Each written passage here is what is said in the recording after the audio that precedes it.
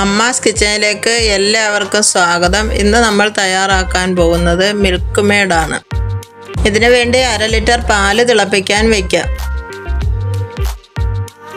ഇതിലേക്ക് 2 ടീസ്പൂൺ പാൽപ്പൊടി, 2 teaspoon cornflour, ഇത് രണ്ടും കൂടെ കട്ടയാകാതെ മിക്സ് ചെയ്തെടുക്കാം. മധുരത്തിനായി 5 ടേബിൾ സ്പൂൺ പഞ്ചസാര ചേർത്ത് കൊടുക്കാം.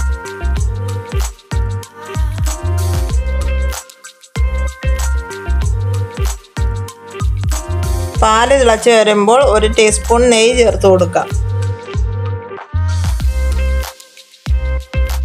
ഇതെല്ലാം കൂടി നല്ലതുപോലെ കുറുകിയതിന് ശേഷം ഫ്ലെയിം ഓഫ് ചെയ്യാം. തണുത്തതിന് ശേഷം കണ്ടെയ്നറിലാക്കി ഫ്രിഡ്ജിൽ സൂക്ഷിക്കാം.